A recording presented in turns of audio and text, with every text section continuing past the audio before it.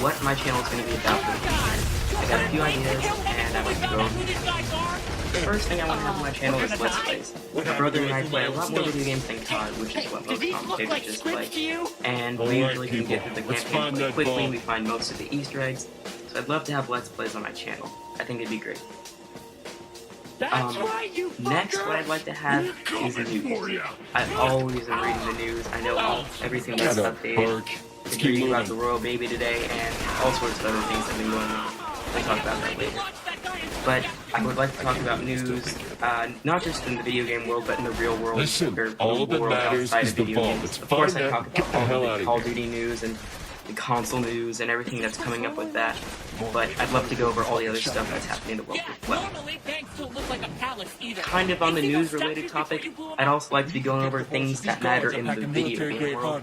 Like I said, console news, but just general updates. I'd go like the patch that just happened today, and all sorts of other things that get updated in COD as COD progresses.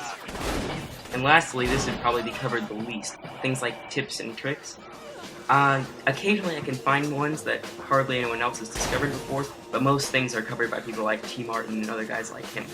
They usually find all the tips and tricks pretty early on in the game's life cycle. The other thing, that's basically what I wanted to do for now, introduce my channel. Now, let's move on to my first topic. I said I'd like to talk about the news, and that's what I'd like to talk about first. And I mentioned the royal baby earlier, that's what we're going to be talking about. I was looking at Google News, and I saw that the royal baby bets for the names, they've already announced that it's a boy, so the gender bets are all closed and everything, but the names are still up. And if you want to bet, you can put in some serious money. The total has already exceeded £1 million, which in US dollars is about $1.75 million. And for those of you who are in England and actually would like to bet, right now the standings are 8-1 for George, 9-1 for James, 33-1 for Philip, 40-1 for Alexander, 40-1 for Charles, and 40-1 for Luke. I love this. I think it's amazing how people will just bet on really anything. And I'll bet they're having a lot of fun with it, but I wonder how far is too far for when you're gambling and putting money on something as arbitrary as a name. Kate can name it just about anything. So I kind of hope she names it Alexander, Charles, or Louis, because those are the lowest odds. So I'd love for those people to put it on the high-stake ones to really pan out. She just delivered the baby just the other day, so we don't know when the name will be released, but she's named it by now.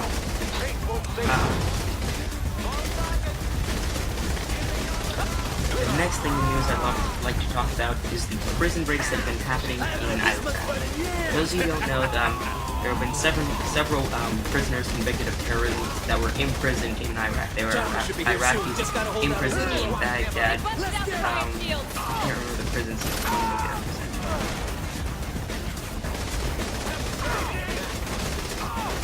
But anyways, they were several of these prisoners were busted out by Al-Qaeda terrorists, and I had been reading this and wondering how is the U.S. gonna react to this?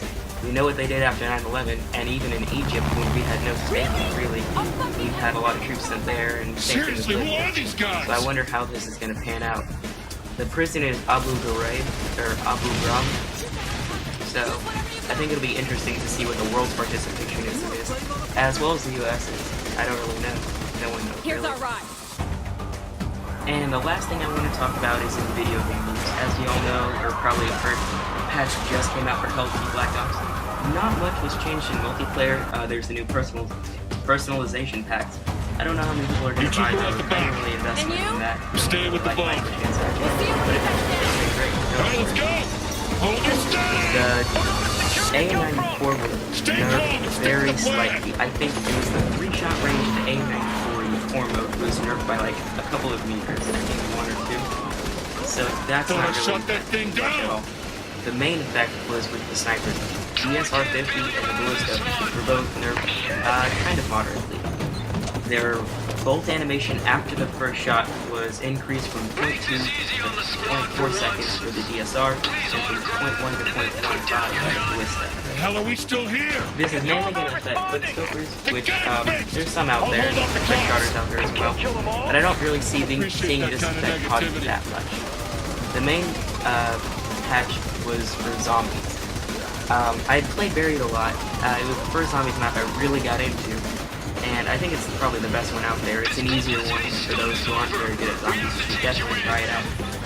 But there's a character named Leroy, and basically all he does is help you get beer and candy, and he breaks down barriers and builds things and fights off zombies for you.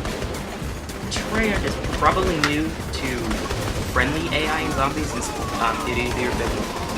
had either been zombies versus players or player versus players versus zombies.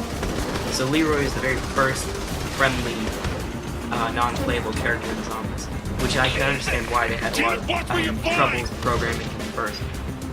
But he's been patched and fixed in a lot of ways. He's not getting stuck in places anymore, he's not getting glitched out anywhere. So that's good.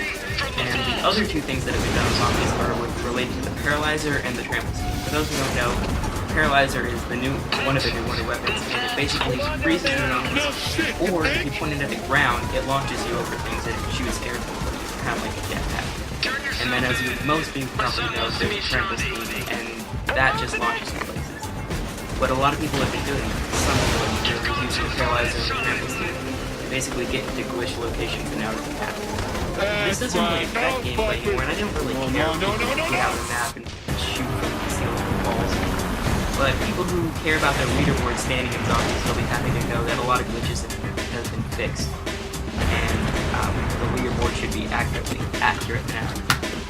Thanks for listening to my first commentary. Oh, Thanks. Bye.